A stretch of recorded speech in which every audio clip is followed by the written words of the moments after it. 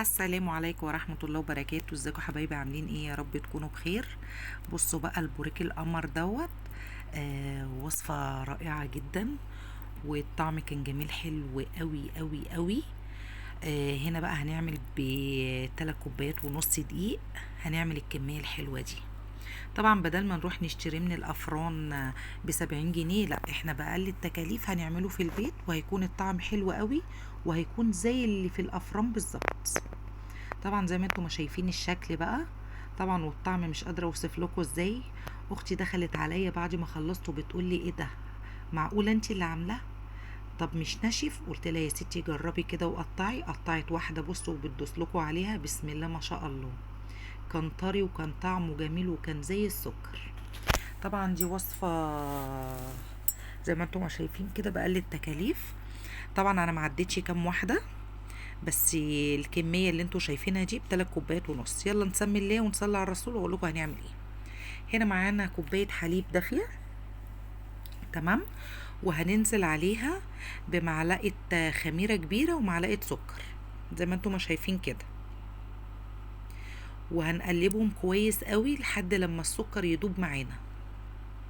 طبعا انا منزله السكر اللي هو الحبيبات، يعني خشن مش ناعم، تمام.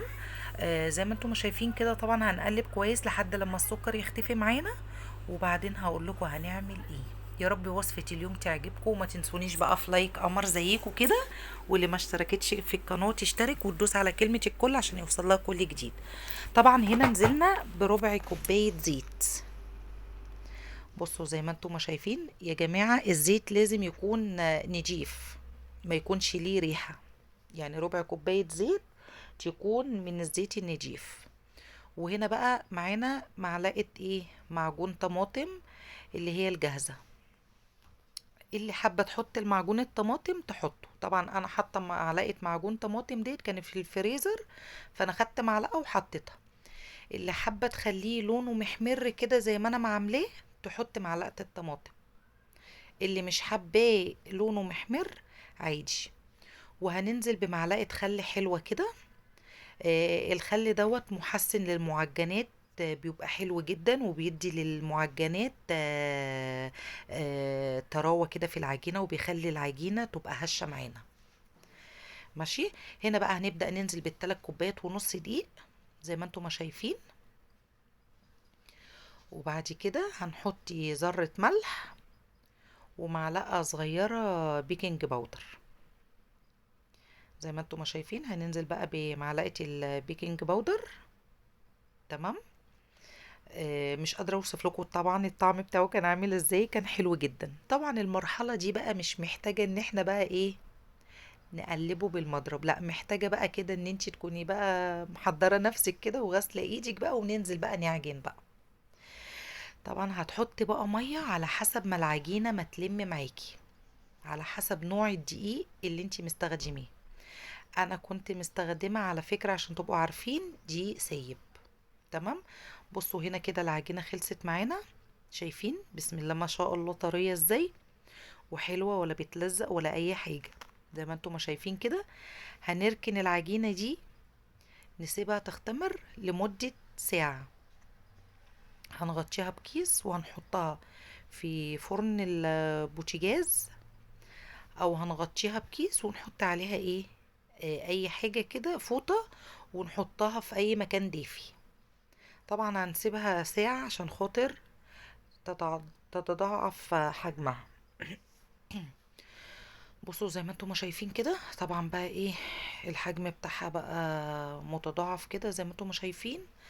طبعا بقى هنكون بقى ماسحين الرخامة بتاعة المطبخ بتاعتنا دي كويس، وهنرش عليها رشة دقيق كده. وهننزل بقى ايه بحتة من العجينة بتاعتنا. بصوا انا هنزل بيها. بصوا انا هجرب طريقتين.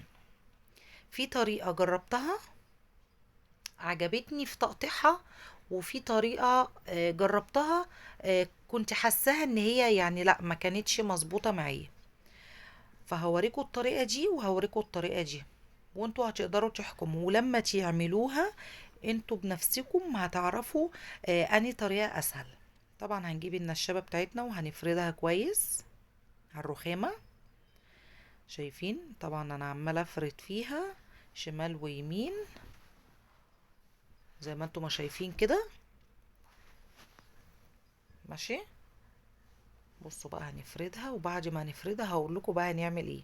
بس انا الطريقه دي ما عجبتنيش، طريقه الفرد ديت بقى واقطعها بكوبايه او قطاعه، اي حاجه عندكم تعملوا بيها، يعني مش شرط ان احنا هنقف على حاجه عشان خاطر يعني انا قطعتها كده ماشي بكوبايه، دهنتها دقيق زي ما انتم شايفين، وقطعت كده بالكوبايه عشان خاطر تبقى الحجم بتاعها كل واحد.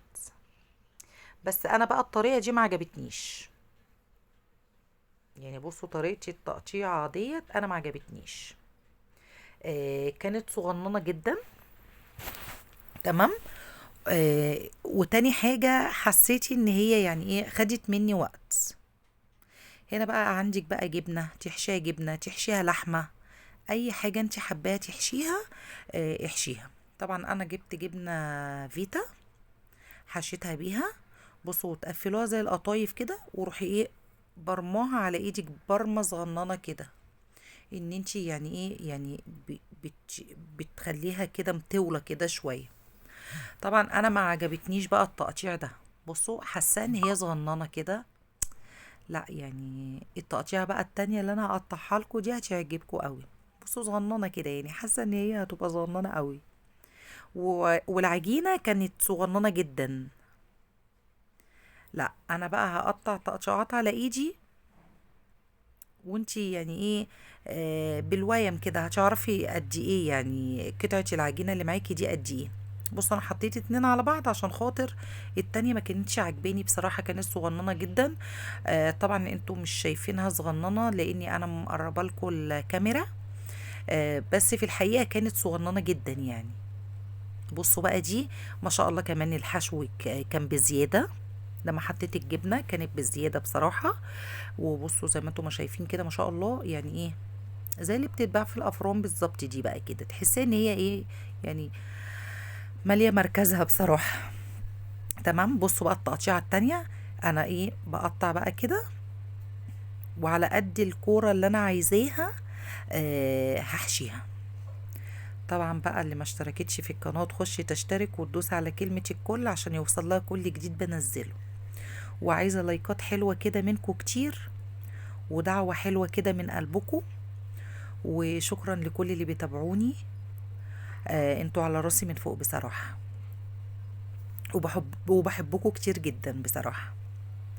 بصوا بقى ايه عمالة بقى افردها زي ما انتوا ما شايفين كده، ونفضتها من الدقيق، وهبدأ ان انا ايه احشيها.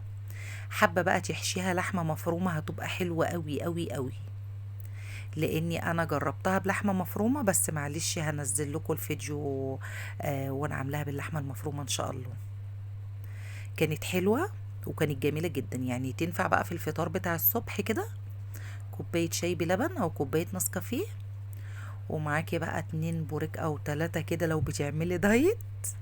ما بتعمليش دايت بقى حطي بقى يا ست الكل الطبق قدامك وعيشي حياتك. بصوا بقى طبعا كده انا خلصت هنا، وكنت حابة اوريهولكوا. بعد ما عملتها سبتها تخمر نص ساعة تاني. هنا بقى معانا شوية لبن انا وريتهم لكم، وهنحط عليهم يعني نص معلقة زيت يا معلقة زيت للتلميع كده بس. تمام. هنقلبهم بقى كويس، وهنجيب الفرشة بتاعتنا وهندهن ايه الوش بتاعهم. بعد ما هندهن بقى الوش بتاعهم، حابة تحطي سمسم حطي، حابة تحطي شوية البركة حطي، المتاح عندك حطيه، مش حابة تحطي حاجة فيهم عادي ما تحطيش. كل ده بقى يا ست الكل هنكون مشغلين الفرن بتاعنا على درجة حرارة 180. طبعا هنحطه في الرف الأوسط، مش هنحط من تحت خالص، هنحط في الرف الأوسط. مفيش تلت ساعة وهيكون البوريك القمر دوت هيكون مستوي. زي ما انتم شايفين كده انا رشيت عليهم حبة البركة، وكانت العجينة ما شاء الله، وكان طري معانا، وكان طعمه جميل جدا جدا. وما تنسونيش بقى في لايك، ويا رب وصفة اليوم تعجبكم. هنا بقى جبنا الصاج بتاعنا التاني. تمام. وهندهن برضو الوش باللبن ومعلقة الزيت. لو حابة تحطي معلقة بن بسيطة مع اللبن حطي، بس انا ما حبيتش بصراحة. انا اللي انا عملته وريته لكم. زي ما انتم ما شايفين كده هنلمع الوش بتاعنا. طبعا بعد ما قطعناه وحطينا الجبنة سيبناه يخمر نص ساعة تاني، وبعدين دخلناه الفرن. بعد نص ساعة ندخله الفرن.